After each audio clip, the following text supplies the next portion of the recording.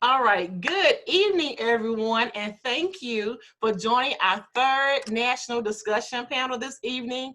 We have such a variety of leaders here on this panel this evening. So I want to thank each panel participant for coming to our third annual national discussion panel hosted by Hampton Education Consulting Company and friends. And when I say friends, I don't mean your friend next door. I mean a team of highly qualified leaders in the public school district and charter public school district, and they represent us from the states of Florida, Virginia, North Carolina, and we're all here to support our community of viewers and assisting them with understanding how we've opened our schools in the midst of a pandemic to help them maneuver through some important tips to help their learners online, as well as to give you some updates when it comes to COVID-19 and athletics. So before we begin, I want to say that again, I'm happy you are here with us this evening. I want you to sit back, and if you should have any questions, please feel free as a community member and viewer to put those questions below the viewing discussion panel, so we'll answer those questions for you later. So before we get started, I want to say first, Hampton Education Consulting Company is located here in Winston-Salem, North Carolina at 1022 West 1st Street, Suite 108. We can also be reached at www.skillededucatorhecc.com. So thank you. Let's get started. Latesha, introductions, please. Good evening. I am Latesha Wade-Jenkins. I have over 20 years of experience in the public school system. I have had the pleasure of serving in a variety of roles. I'm starting my 5th year as a high school principal. We have been working very diligently to make sure that we have a very smooth and seamless opening of the school year for our students. I believe that our students deserve the very best, and I'm working very closely with my team to make that happen. I believe that as educators, we should engage, educate, and equip students to change the world. And I'm honored to participate in this panel today. Thank you so much for having me. Thank you so much. I am just so interested to have you dig into your question today. I know you have a wealth of information to share with us, being a fifth year, and I would call a seasoned/veteran principal from Virginia. And I'm just so excited to connect with you today and have you here. So thank you and welcome. Thank you. Thank you. And now we're going to move down to John Wideman from Florida. John, take it away. Good evening, everyone. Thank you, Ms. Hampton, for inviting me to the panel discussion. I definitely am an administrator. I worked in the public education sector as well as the charter school and private sector, so I have a wealth of knowledge in all those different capacities of education, even K-12, adult education, and the prison system, education system as well. So I'm excited to share and have a discussion with my other fellow colleagues on this panel. Thank you. Thank you so much, John. As you know, John has given his background information. I'm excited about him being here again today. He's a staple in our discussion panels, and he has a lot of experience, not only with just working in the school district and the public school sector and charter, but also with training administrators. So he's a very good resource for training assistant principals and deans to become strong leaders and to also support the principal's vision. So thank you so much for joining us, John. And now we're going to go down to Rebecca Feliciano from North Carolina via Ohio.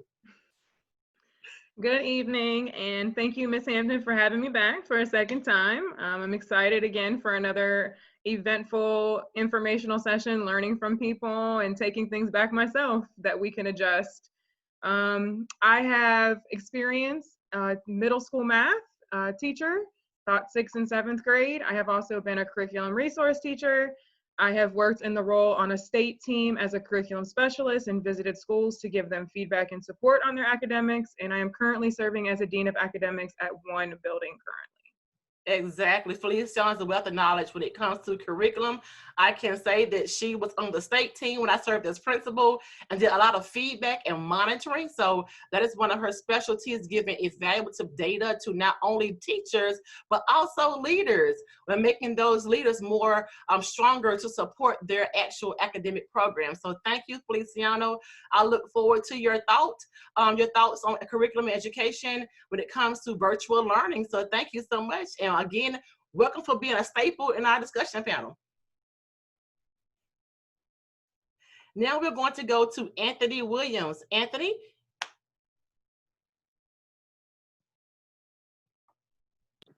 Hello, everyone. Welcome. I'm Anthony Williams, Director of Athletics at CCA Cabarrus Charter in Concord, North Carolina, a product of Dr. Hampton, and worked alongside of Miss Rebecca Feliciano. Got time to turn my lesson plans into that young lady. But on point and all that good stuff. Good to be here this evening. Looking forward to sharing what I know. I'm ready to hear what you have to say about the athletic department. Mr. Williams is being modest, but he has served as a mentor and a very active member of the community in North Carolina, mentoring young men across, I would say, socially, economic disadvantaged communities, and just being that bright ray of light to those who were somewhat fatherless. So I thank him for being a part of the discussion panel. And speaking about the AD and how the pandemic affects the budget, it also has impacted our athletic departments across our states. So thank you so much for being here, Mr. Williams, and I appreciate you. So now we're going to get into it. We're going to dig into our questions. I know that many of our viewers have email questions, and I was taking into account what parents are asking via the website. So we've had about 20 to 30 different parent feedback questions to the panel about what's happening in this season with just the system overall. What is this plan A, a plan B, a plan C? How do those plans impact and affect our learners who are learning virtually? So I want to start with Latesha, Principal Jenkins first, and talk to her about her viewpoint on the opening of schools, the transitioning, and just to address to parents what to anticipate or what to expect when opening in a pandemic. Okay, thank you. Have you given me the share capabilities already? Yes. Okay, hold on just a second.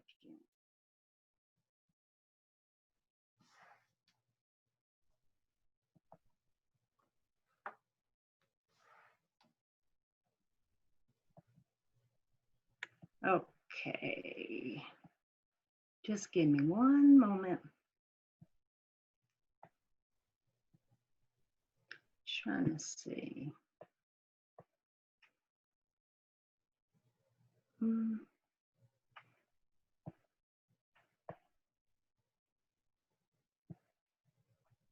Okay, are we seeing the presentation? Yes, we can. Go ahead and start. Absolutely. Okay, so after receiving community input from our parents, our students, and our staff, and reviewing multiple data points, multiple factors, which included 4 options that our executive leadership team presented to our school board, and the COVID-19 health data for the city of Norfolk, our school board decided on July 22nd to open all schools virtually for the first 9 weeks.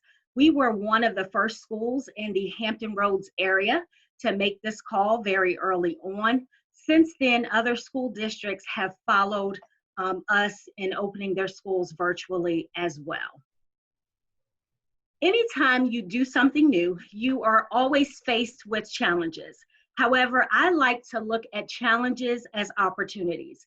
Some of the issues that needed to be addressed as a building level leader included issuing technology to all students who needed it for online learning, providing training and support to teachers, staff, students, and parents, and also making sure that we are ready to engage in online learning on day 1 without exceptions. As an educator, we must maximize our instructional time with students, whether it's face-to-face or virtually. So what we did as a school, we conducted a technology needs assessment for our students and our teachers. We ran a survey to find out who needed what technology and what technology they needed, and we created a distribution schedule. Next week, we will begin issuing technology to all of our students on Monday through Thursday. Friday will serve as a make-up day.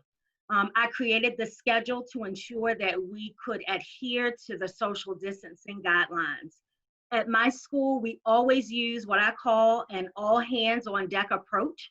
So we have volunteers from our staff to help distribute over 1,100 Chromebooks and MiFis to our students in 4 days while adhering to those social distancing guidelines. Our school district has committed to using 2 online platforms. So we wanted to make sure that teachers were fully trained. For synchronous learning, live teaching, we have decided to use Zoom, which is a video platform tool, what we're using here. And for asynchronous learning, we are what students would do independently with the support of a teacher. We are using Canvas. Yes. So we began training last school year after the school closure, and that has continued throughout the summer. Next week, we will engage in a 2-hour training with all of the teachers during pre-service week, which will take place virtually. I am very much an instructional leader, so I will be modeling those best practices that I expect teachers to use with their students for the first 9 weeks of online learning. For our students, we have been creating online tutorials to help them become familiar with our 2 online platforms that we're using. We have also asked them to bring in their login information so that we can have them log in during the distribution event to make sure that everything is working before they go home. We also want to make sure that this is a celebratory event for our students. So I've had staff members to decorate the area where we are going to be distributing the devices. We want our students to be excited about the start of school. Parents will also have access to those training videos. I'm very flexible with my parents. I make sure that I keep them well informed of what we're doing as far as reopening school. One of the things that I've done to support parents and to keep them informed is I have had what I call Zoom sessions with the principal. Those are sessions with me. I've had 2 already, and I'm going to have 2 next week. Parents are able to log in or view our school website to register for these sessions. They're also able to ask questions ahead of time so that I can cover them during those Zoom meetings. I learned very quickly as a high school principal that as long as my parents hear from me, they are good. So I always try to make sure that I keep the lines of communication open.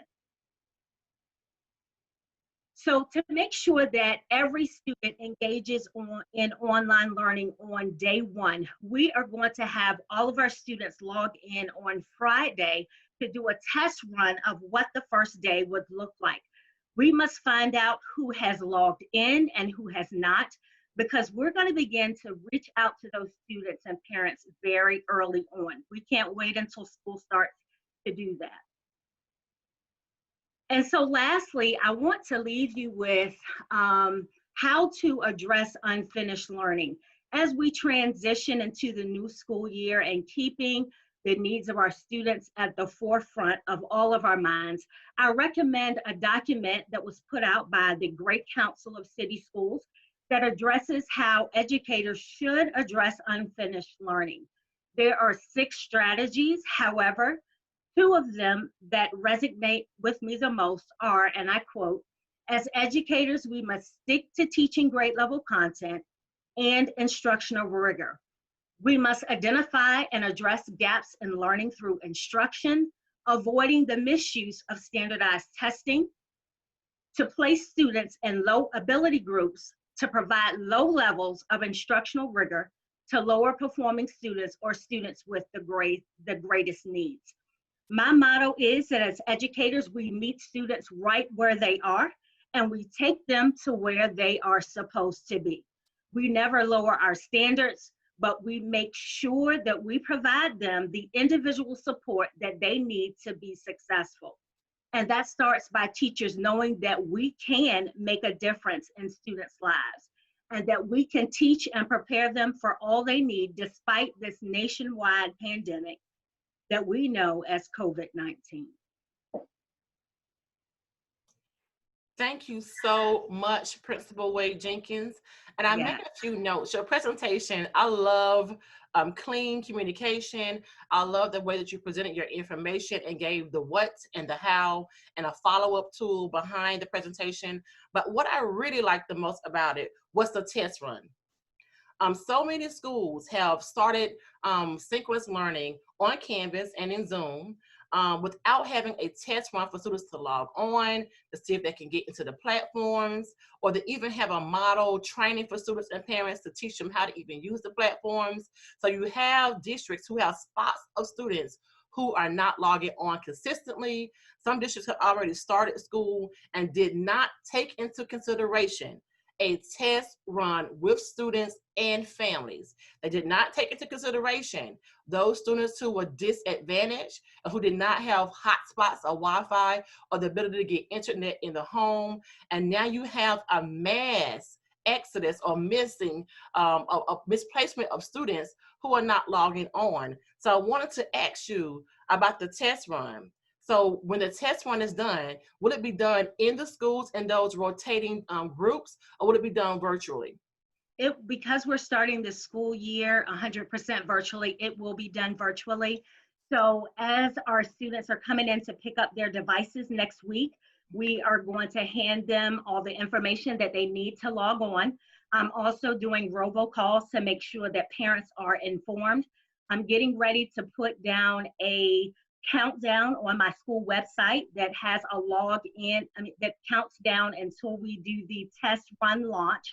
I want students to be excited about it. I Yes. don't want them to be nervous on the first day of school. So I think by doing the test run, this is the best way to support students, teachers, and parents.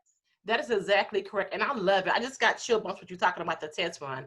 Because I know so many charters and public school districts who do not do a test run, and it has been total chaos. So thank you for that. You talked Yeah. about synchronous learning as well. I wanted to know, what is your thought behind how much synchronous time should be spent to teacher to learner to ensure that students are grasping the concepts but also growing? Will you be doing an hour of synchronous learning per day? How would that be structured?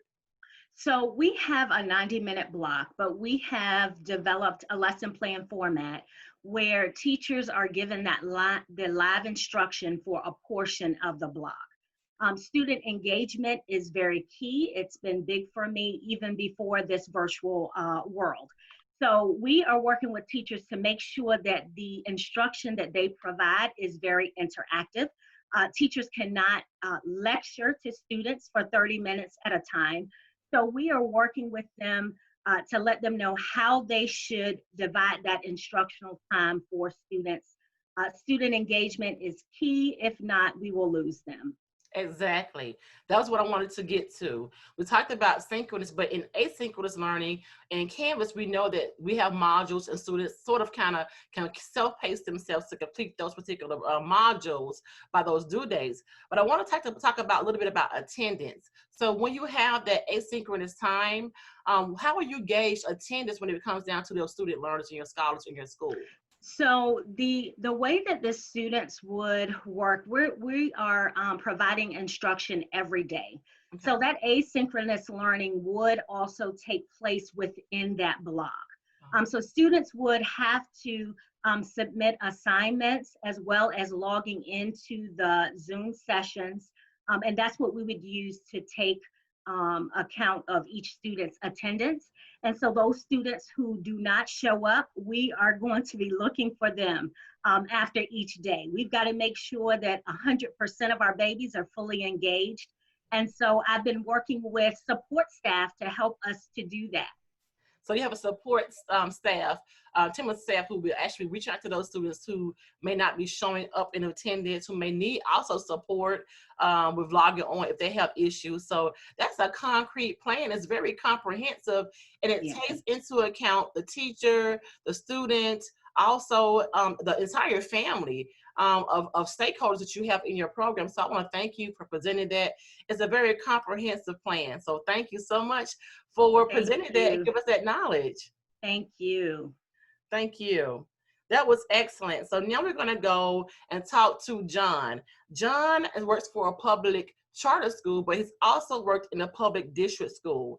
And we're going to talk to John a little bit about, he's going to present about face-to-face interaction, rotation of students, his school plan as well, and just including parents' concerns and resources for them at the forefront of the school program during COVID-19. So John, can you take it away, please? All right, thank you. Awesome job to the first presenter. Definitely, I was over here taking notes. I definitely love that test run idea.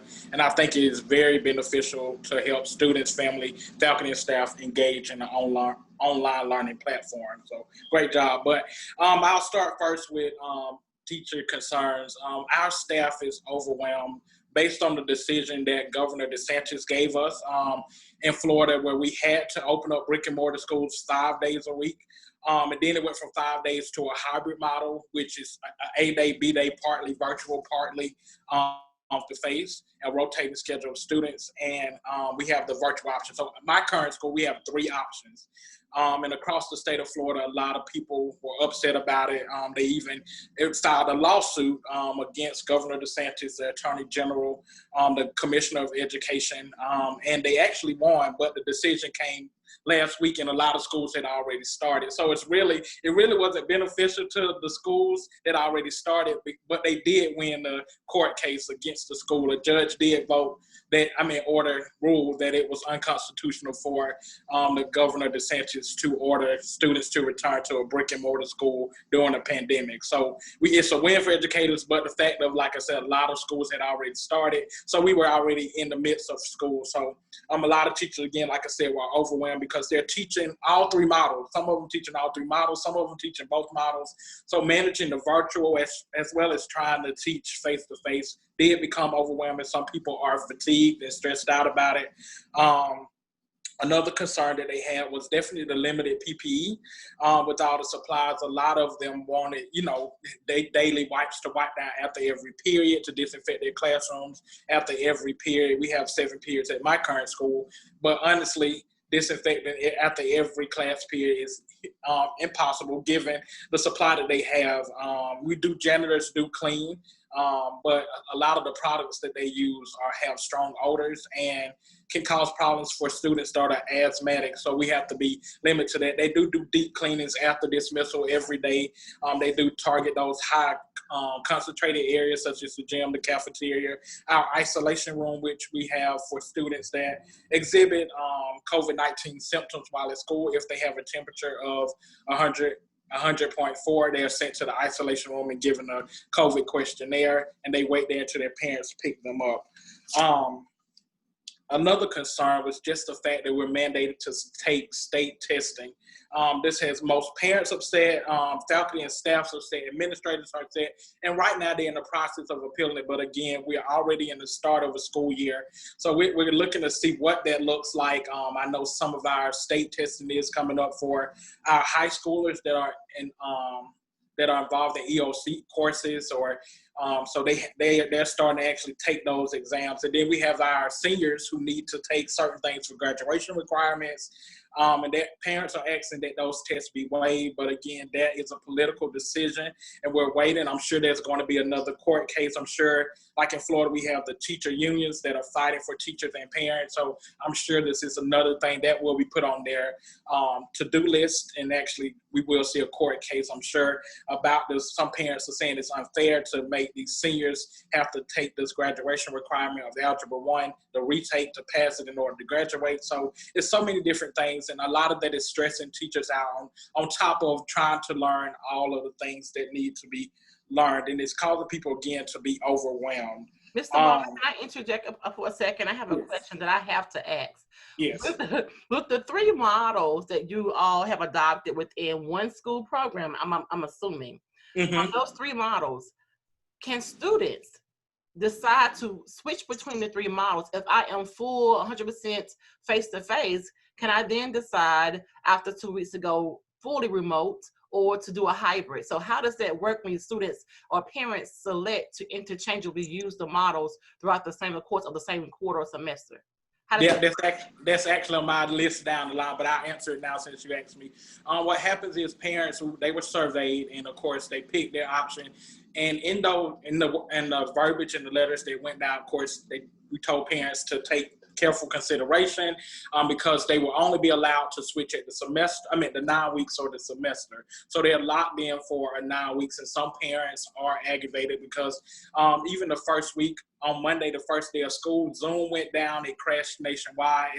As a lot of people know, some parents wanted their kids to be put in the face-to-face, and they were told no, given the fact that we had to do all these social distancing guidelines. And also, it's a lot of small pieces and movable parts included in that, such as grade books and transferring courses and transferring instructors. So those parents are locked into a specific model for 9 weeks, and they have the opportunity to revisit the 9 weeks mark or the semester mark. So they can't change any earlier than a 9 weeks. So they have to stay. That's been one of the concerns with parents, and they've been fighting because they want their kids face-to-face, and because of all the moving parts, and we had to do so many things for the social distancing guidelines, it's kind of hard to move kids back and forth. We set those benchmarks again because it ends a grading period and everything transfers easy with Power School. Let's see. Parents, so another parent concern is that their kids are being fatigued by having to follow their school schedule in the virtual model. Literally, kids log in at 7:30 and they literally follow their schedule from 7:30 to 2:30, just like a lot of the county schools. Students are fatigued and they're looking at the computer screen all day. So we're trying to figure out how to actually do that where students can still learn, they can still be engaged, but also we can address that fatigue, because at the end of the day, if students are fatigued, they're not learning, they're not engaged, they're just there, just being there, but they're not present. So we want to make sure that we have things in place to address those things. Another concern that parents and staff have was the online etiquette. It's parents that they feel that they can interrupt the teachers at any times, and they feel like they can go back and forth with the teacher while the teacher is trying to teach, and they forget that it's other students in the classroom and that it's not just their students. So we've sent out letters to help parents. If you have a complaint, please email the teacher. So we provided some etiquette, make sure students are in a quiet area, and have those things that are needed so that students can actually do their best. And again, it's okay if the parent is there, but the parent should be outside the window of the camera because the focus is the student. So we sent out some things to address the etiquette for parents and try to limit, again, their interruption of the teacher during the school day. Again, we already talked about the state mandated testing. That has a lot of people, teachers, because in Florida, that's part of their evaluation and their VAM score. So, and a lot of people think it's unfair that we're being tested when kids are virtual, face-to-face, or a hybrid model, like the instructional isn't the same. The instructional components isn't the same. So they want to definitely challenge that, which I see the unions definitely taking it on as a challenge against the Department of Education here in Florida. I'm definitely jump to some resources before I run out of time. Most school districts, they have hired specific personnel to address the virtual components of learning. We at our school currently, we hired an additional IT person who definitely troubleshoots just the virtual kids, while the other person helps and flow the structure of our regular school. So people have hired additional staff. We have given out mobile hotspots, providing our computers and iPads. We definitely did the virtual learning video tutorials, showing people how to work the resources, because that was a complaint from March when we left school, from March to May, and that feedback. So just having a platform or a space that people can go like, oh, if I don't know how to use Zoom, this is what we do. Just simple videos that are like 1 to 2 minutes to show parents how to do it. One of the resources I would definitely tell parents to do during this time is to be engaged with social media and your school website, because that is where you're going to get most of your information, pertinent information about what's going on with COVID-19, all the up-to-dates. So I would encourage families to like or share and follow their schools, their children's social media, school pages, so that they can always know what's going on. And lastly, the most important resource parent has is their voice. They have to be advocates for their children. It's because of parents. I was reading this past week in Cumberland County, after their first week of school, because of the parents complaining and addressing their concerns, that Cumberland County actually changed their virtual model from having kids do it fully face-to-face, fully virtual all day. They did learning in the morning, and then afternoon, they have their independent learning, which again, parents started that. So again, one of the greatest resources you have is your voice. And like I said before, the voice of parents and school leaders and teachers, it did allow legislation for a judge to side with us in Florida that the governor's order to rule that schools had mandated that schools had to open 5 days a week or for in-person learning during the pandemic was unconstitutional. So again, use your voice. Again, go to the district, go to the schools, keep complaining, keep addressing your concerns until somebody do something. I definitely agree with you that the strongest tool that a parent has is their voice, and to be active and engaged for their student. I want to talk about the technology issues. I know you said your school provided some resources for parents, but what about those grandparents who are raising their grandchildren who don't have the knowledge or the ability to maneuver and navigate to those websites? How are we factoring in support for older parents or more seasoned grandparents or great-grandparents who are now taking on the role of parent in those families? What are we doing for those older parents and those seasoned grandparents? Great question. What happened, we had 3 different open houses, one for face-to-face, one for virtual, fully virtual, and then one for the hybrid. During the hybrid and the fully virtual, the parent, they actually walked through the parents. They opened up the different various platforms that they use, such as Zoom, Teams. We use Schoology, so they actually walked them through with a mock-up username so parents had access. And also throughout every 4 weeks, we're gonna have like a virtual learning night where parents or virtual kids could come in on a weeknight in the afternoon after like 5 until 7, where we actually train parents on those resources. And if they can't make it to the school, we do have our enrollment manager who's readily available, and we can get that training to them. All right, excellent. And Principal Wade-Jenkins, do you have a support plan for those parents who may not be able to support their learner while learning from home online?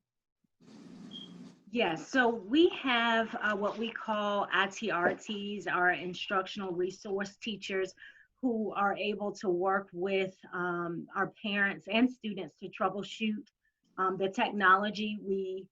When we closed in March, we were very successful in working with them to do that. So we're going to continue with that. We will also set up appointments for parents who need to come into the school to receive that face-to-face support. We'll just make sure that we are adhering to those social distancing guidelines. Thank you so much. That is very, that's great. I'm excited to hear that, because a lot of parents that I have had questions from, they were in the role of parent, but they were actually grandparents who were like, Dr. Hampton, I am just not technologically savvy. I need support. I don't know what a mouse is. I don't know where to click on the icon. So they needed that direction and that help. I think it'd be also helpful to kind of list a resource manual of a how to navigate Canvas, how to navigate PowerSchool to check your students' grades, so that parents who are, grandparents can read through those directions instead of watch those videos. I think that's very important to include all of our stakeholders, despite the age, in learning for our students, to support our students. So now we'll go down to Feliciano. It's been a great discussion. John Wideman and Principal Wade-Jenkins, I thank you for your participation and your knowledge and your skill set. But Rebecca's going to dig into actually behaviors and managing online behaviors. She may piggyback off of a little bit of John's area in etiquette, and just talk about the online expectations of what students should be actually, having in that online classroom, and talk about teacher management. Thank you, Rebecca. Go ahead and take it away. All right. Share my PowerPoint.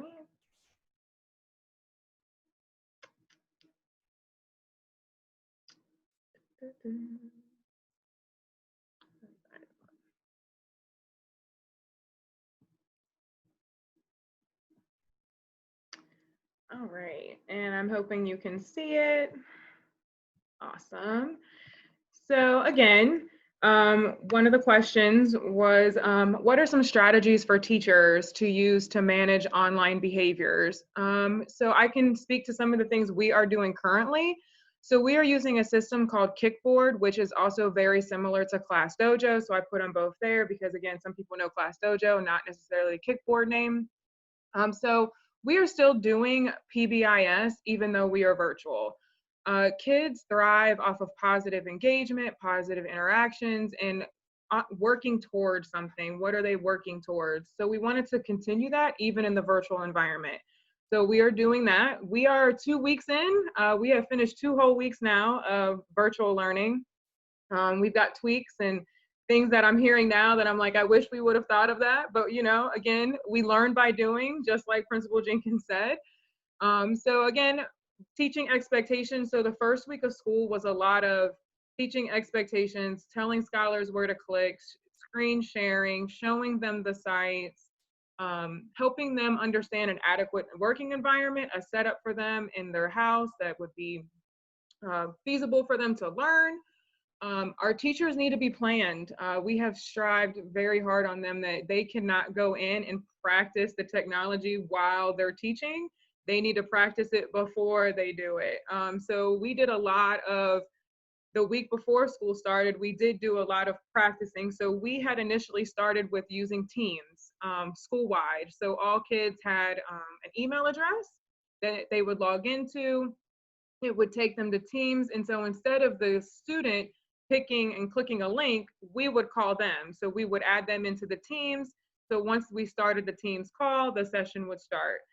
Again, we learned by doing. We realized that our K-5 scholars didn't have certain buttons that our 6-8 scholars did have, which made the access kind of hard. So we have shifted a little bit. So now our K-5 scholars will be shifting to a Zoom link, and our middle school scholars are able to still kind of work effectively with Teams. So again, practice by doing, but ensuring that our teachers, to bring those online behaviors down, they need to be planned. They need to all be using Kickboard, so it's a school-wide thing. Everybody is on the same page. We also are communicating weekly, sometimes daily, to our parents with new ideas, new tricks. We actually created some videos ahead of time with our ELL teacher, created some videos with screen sharing her screen, created the video to share it to parents to show them where they would click, how they would log into the computer. And she did it in English and in Spanish because we are serving a lot of Spanish families now. And then she also did just Zoom support sessions. So we put a link out on our Facebook page and told parents, if you're having trouble, just click the link and she will guide you. So she kept that running all day long. And as teachers were getting emails, they would just forward the link to the family so that it wasn't interrupting what the teacher was doing. So we had a support staff member just with an online Zoom all day long. But I can say after day 2, it calmed down. So day 1 and day 2 of school was a little hectic with the questions coming, the phone ringing off the hook. But by day 3, we were rocking and rolling. My next question is how can parents support positive behaviors while learning online? So I think it's important for parents to know what the school is doing in regards to positive behaviors as well. So we have shared that we're still doing Kickboard. We have put together our PBIS store. We're advertising it. The kids are earning the dollars digitally. And so obviously once we get back to a place in which the kids can come, they'll be able to spend those dollars. At the end of last school year, we actually did a weekly drawing. So every Sunday night we would go live, and all the scholars that completed all of their work for the week were in a drawing, and we had one winner per grade level. And we actually sent home $5 gift cards to those kids. So we picked, one week was McDonald's, another week was Chick-fil-A. And so I would handwrite a nice little note to the scholar who won, and we would send it in the mail. So to keep those behaviors going. So find out what they are doing. Feliciano, I love the idea of digital dollars. I love that because of the fact that I used it. And what I did was I did it every 2 weeks. And I actually mailed the parent and student together a Amazon virtual gift card to be used online to shop. It was only for $10 every 2 weeks. Those students who made that PBIS list and were like outstanding with the point system. But I love digital dollars. And the students enjoyed seeing that Amazon virtual gift card inside of their school email. So that is a bright idea. I had to come off mute to kind of give you kudos for that idea. Yes, it was amazing. So when the kids got their gift card in the mail, we asked them to take a picture with their gift card and use the hashtag for our school. to like help promote it. And they were so excited. They're like, oh my gosh, I really have $5 I can go spend and get what I want. So, you know, once other kids started seeing that happening, like, oh, they're really sending them, like you started seeing like, oh, I want to be put in on this drawing, because I had one scholar in 6th grade who won 3 weeks in a row because it's random, right? Like, so they won 3 times over the like a cumulative 8 times that we did it, because if you did your work that week, your name went in the drawing. So just because you already won doesn't mean you can't win it again. So that was really exciting for them. Another thing I think parents can do to support is I have 3 different schedules that we have at our school just to share here. So I think it's important to know what your scholar schedule is and have it posted for them and know what their day of flow is going to look like, because it's best to try to keep them in a routine even though they're still at home. We are not requiring scholars to stay on the whole day, but for each of the chunks here, I'll explain. So this is a kinder and first schedule for our school. So they start the morning with what we call AIA, which stands for Attitude is Altitude, which is them working through social emotional games, just a welcoming for the morning, just getting them going. And then they start ELA at 8:20. Now you can see it's a 2-hour chunk. However, scholars are not all on for that whole 2 hours. So they're on for at least the first 30 minutes. And then the teacher moves into, okay, now I'm going to do a small breakout group with just 5 kids. Everybody can log off, go do your individual ELA assignment. But if you need me, you need help, you can log right back in. So the teacher stays logged in, but not all the kids have to stay logged in. We are still doing what we call success time, which is also, others know that as RTA, not RTA, RTI. So we are still grouping kids by what they need and having that time where they would log in. And another support staff member is also on that call. So every teacher has one person paired with them for this time, so they can create 2 groups virtually to get that real specific data-driven instruction to that group. PAT, so we still left our recess time in the schedule. We want kids to still have that break, go outside, do something fun. They have their lunchtime still embedded. And then there's their math class. You can see their science class, and then you can see they still see an elective. So our kinder through 5th grade scholars see a different elective every day, Monday through Friday. So they have 5 electives throughout the week. And so again, same concept for math and science as it was for ELA. They're on for like the first 30 minutes and then they can hop off. Now, we are working with parents. If they call and say, hey, I can only be on the live sessions for the beginning part, that's fine. Every teacher is recording everything they do, and they drop the recording in Schoology, so parents can go back and watch the live recording when they're able to and still complete the assignment. So if they complete the assignment and weren't on the live, they're still marked present. If they're on the live, they're already marked present. So we're working through that for our attendance purposes. Here's just a middle school schedule example for you to look through. Same concepts. We do have middle school having AIA a little longer than our kinder through 5th grade scholars. We're teaching them note-taking skills. We also have a little bit of AVID going into that, along with the social emotional learning. And then this is an example of a support staff member. So I wanted you to see like the support that our staff members are providing as well. So they have a schedule that they follow. So this person in particular, they plan with middle school. So they're a main support for our 6th, 7th, and 8th grade, but they also push in and support 5th grade during their success time. They also push in and support 2nd grade. They're pushing in and supporting our science 8th graders. And then also they are taking and they're owning their own group of 6th graders for that social emotional as well. Wednesdays for us on our schedule, Wednesdays are the day in which there are no live classes.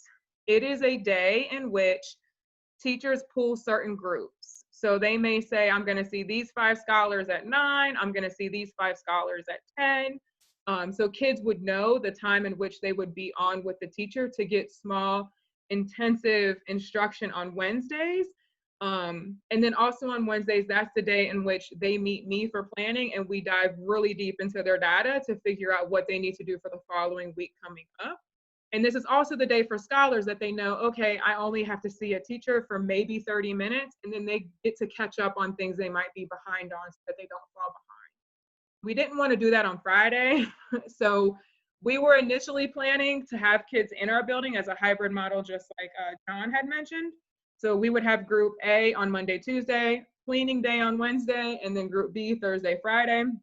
And so since we had already communicated that with families, we just kind of switched it and made it more virtual when our board obviously voted for us to not have the hybrid model that we were planning on. So, and that is all I have.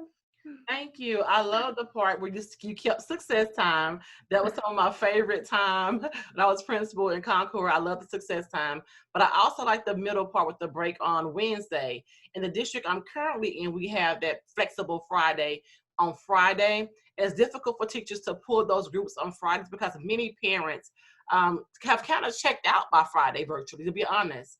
And so Friday is difficult to pull those specific groups on Friday because of parents. They're tired, the students tired. So I love the break on Wednesday. We're pulling those small groups on Wednesday. I wanted to also ask, we're pulling those groups and assigning that support staff. How do you determine which support staff goes to what grade level? So we are kind of pushing to people's strengths. So obviously the schedule I shared, that teacher is really, really, really great with middle school kids. So that's why a lot of her support is focused on middle school. But obviously during the other times that success happens, we still need another person to help. So she is also helping in those times too. But for the most part, we ask them what they're comfortable with. So even, I should have shared an elective teacher schedule too, which I didn't, sorry. They actually all morning, all the elective teachers support a success group. So their whole, they start the morning for 15 minutes doing middle school electives. And then after 9 o'clock, from 9 until 12, they are supporting kinder through 5th grade success times. And then after lunch, that's when they see K-5 students in 1 hour, 1 hour, 1 hour chunks. So our elective team is also supporting the academics structure as well, as far as the ELA, science, and math support. That's great. I also like the scholars are not required, your kinder scholars are not required to be in that face-to-face online in that classroom that entire time. I like the option of having them on 30 minutes and them exiting all for independent learning. That makes a difference with those attention span levels. Yeah. So thank you for that. That also goes to why we chose Wednesday as the break too, because naturally, even for our teachers, if they're going Monday, Tuesday, Wednesday, Thursday, Friday for them, let's just be real, they're not going to be as productive on a Friday, or they're going to say, oh, I'm going to take PTO on this day and make it a 3-day weekend for myself. So there was a lot of factors taken into that. So I think that break on Wednesday is a natural great break for everyone. I think the teachers are finding themselves to be even more productive with being prepared, having that Wednesday knowing that I can spend 3 to 4 hours pooling small groups intentionally. And then I know I'm going to have a planning session sometime in the afternoon meeting with me. So like their day doesn't feel like drowning, and that they actually are taking their time on the weekend to enjoy the downtime that they need. That's really I see you shaking your head. Yes, do you have any thoughts about that? Don't give me no planning on Friday. It's over.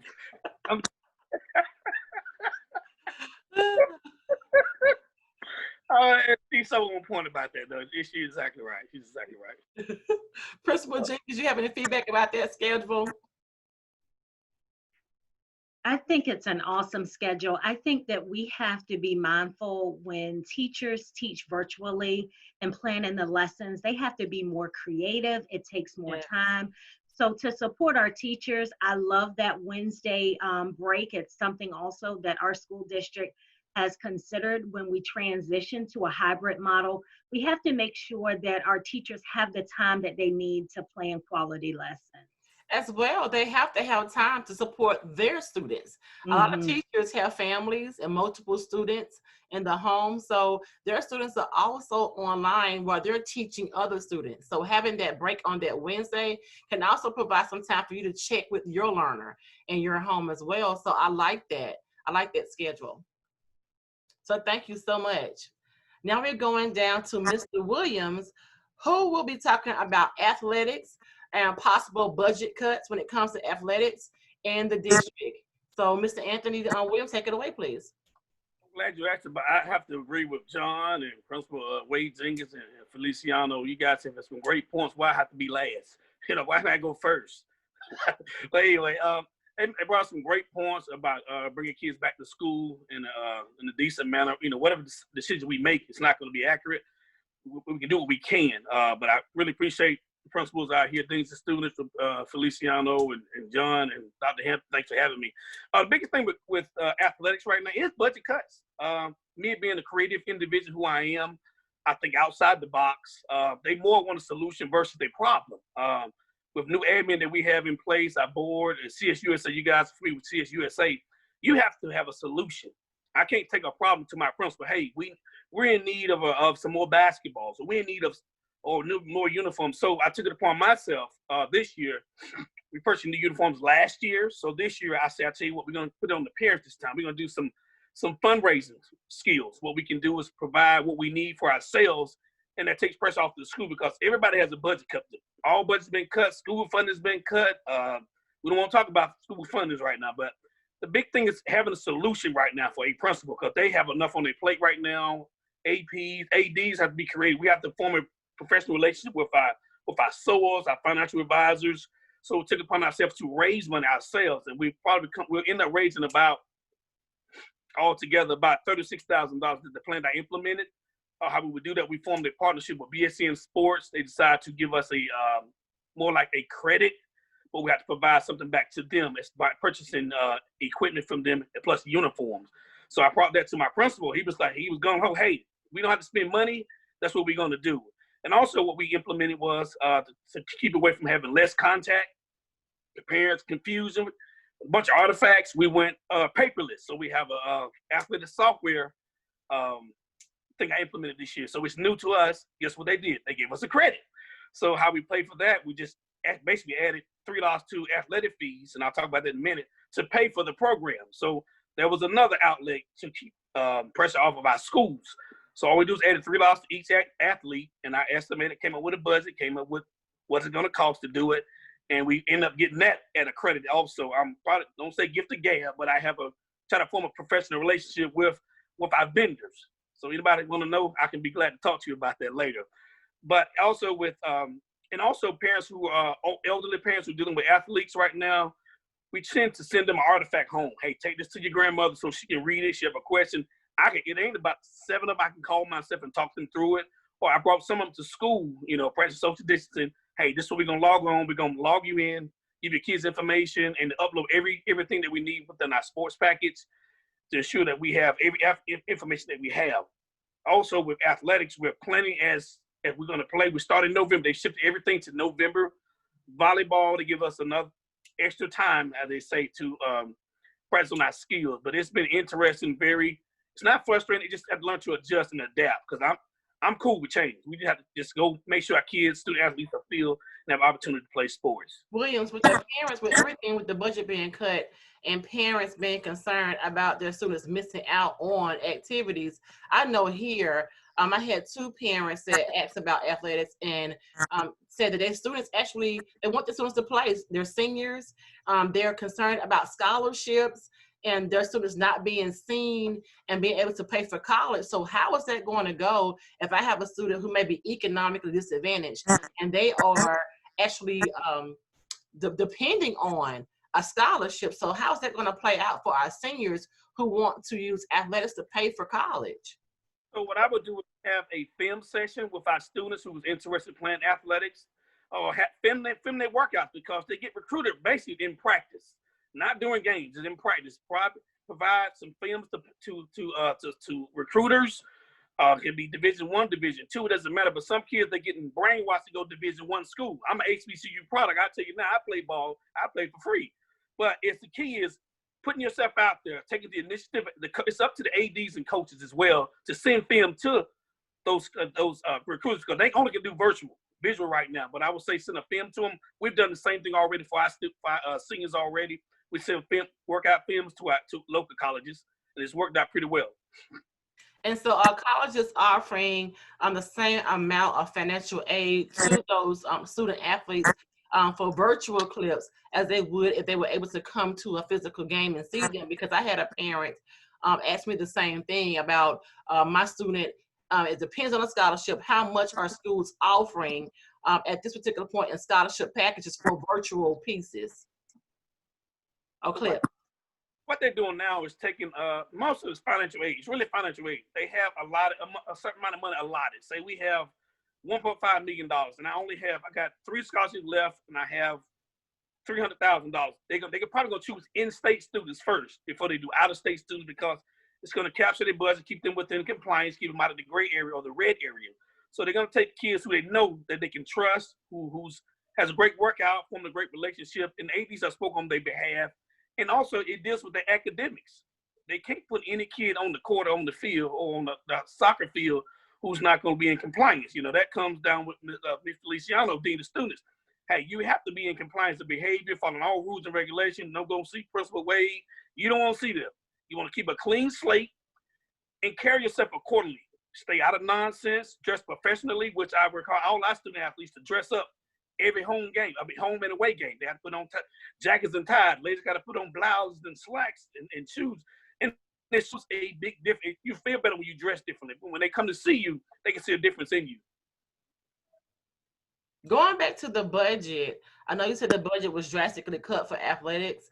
I wanted to just ask a question about reallocation. Do you know if the funds will be reallocated for another fiscal year for athletics, or are the funds basically cut permanently? Well, it's a pause. Let me put a pause button. It's a pause right there. But I think what most administrators tend to do is see what the AD is going to do first to see. And I am one I don't sit and wait on anybody to give me anything. So I go out and claim the resources myself and bring the resources back to them.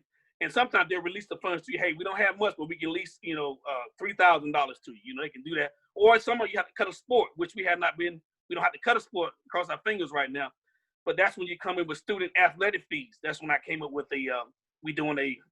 everybody like to sell food and buy food. We do pre-sale tickets to where we guarantee our money. We sell it to you. And what we're doing this year, especially with basketball, is try to pay the kids athletic fees. Because they're sitting there raising the money, not coming out of the parents' pocket. We raising the money so they don't have to come out of their pockets. And it's a big reward when you don't have to pay your kids athletic fees or pay for the uniform or pay for their sneakers. Our big thing is to make sure we pay for the athletes. Since we're COVID-19 right now, we're trying to give something back to our student athletes at the same time. Okay, thank you so much. Do you have anything else to share about the budget or student athletics? The big thing is to continue to go forward. I think a lot of ADs, we talked to a number of ADs here in the Charlotte area. Everybody's down for the exception of me. So they're calling me, what are you doing? So I give them my little bright idea. And just because it's good to people to call you, but I'm not the best at what I do, but I love what I do. I've been called to do what I do, and that's what I do. So I love what I do. Have fun and form professional relationships. You don't have to be always tangible or money. Just form a relationship with college coaches, different ADs to see what they're doing so you can implement it. All right, thank you, Ms. Williams. So parents know they'll have to be up in an uproar about student scholarships, so those scholarships are still being issued.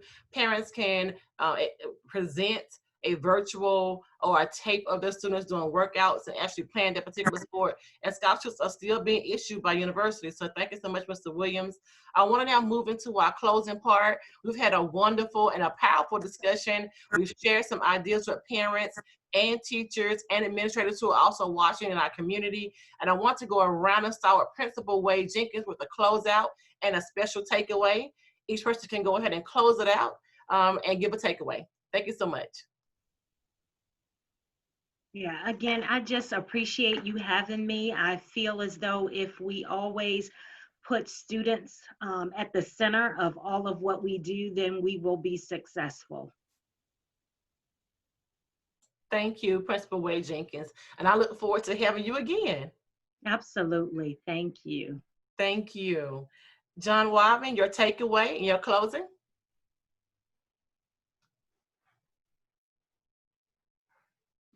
Thank you for having me, and for all the presenters that shared valuable information. I was over here taking notes. Like I said, I definitely like the practice model before the kids get there. That takes away a lot of stress and alleviate a lot of headaches with the faculty and staff as well as the students. And I like how you, the principal, that you spoke about just celebrating. I think that's the most important We have to make this the best year possible. In spite of COVID-19, it's the one that we will remember because we actually stepped up. And as educators, we do what we do, and we're going to make it great for our students. Thank you, Principal Wideman. I do appreciate you. Rebecca Feliciano, your takeaway and your closing. Yes, thank you so much again, Ms. Hampton, for having me. I would say obviously some of the biggest things are we all learn by doing, from the students to the staff members to the parents, the community. It is all a process that you have to go through it to know what you need to change, what could be tweaked to make it better. Nobody is perfect. I always use the saying, practice makes better. Because practice makes perfect sounds like everybody should be perfect, and no one is perfect. We all have things that we can work on. Giving grace, we are very big on making our staff understand that they need to give grace to their families, to their scholars. Everyone is going through a different situation. If they didn't turn their paper in on Schoology and they turned it into you by email, you take it. Giving grace on them learning the systems and understanding that it's going to take time for people to get it. Because again, practice makes better. So they need practice to make it in the right spot. And lastly, continuing with the positivity. So I am really big on relationships with students. And this is hard for me because I'm missing them so much. And obviously they're missing being in the building. And I think giving the grace, staying positive, still finding ways to reward them even from a distance is going to make it better, make the change happen. So thank you. You're welcome. I like what you say. I'm big on culture, and I am big on connectedness when I am in a school building. So I definitely agree with you on making sure that even though we are virtual, we are still making connections, and our positive energy can be felt and seen on screen. I think that giving those personal touches of making those phone calls, sending those emails, even I have a cell phone that I have parents text me on if they just feel anxiety or cannot make it through. Just to be in a place where you are receiving and accepting and you are giving out positive energy. So thank you so much, Rebecca. Okay, Anthony, your closing and your takeaway. First of all, thank you for having me be on this panel. I'm excited just to be here. The biggest thing I would tell people, embrace the uncomfortable. Stop being good. Embrace it. And the biggest thing is about the kids, not about us. As educators, take the pressure off of us and do what's right. Like Principal Wade-Jenkins said, hey, plan effectively, so we can have tangible lessons, engage. And I'm unorthodox. I do stuff different. I'll sit in the parking lot and come up with some type of lesson, because I do start up the class is real different. The biggest thing is make the kids feel comfortable, like they wanted to be there. And I'm with Ms. Feliciano. Hey, the kid turned the assignment a day, hey, take it, because we don't know what happened. The technology may have gone out, take the assignment. And the takeaway is, y'all, let's just keep pushing. This is new for us, new for everybody at the same time. Let's just have a good time and learn at the same time and learn from each other. So. Yes, I think the whole thing about giving grace and that we learn as we grow, we learn by practicing. I think that Principal Jenkins will plan effectively, and then with John, we have the resources. Understand that our parents might be challenged.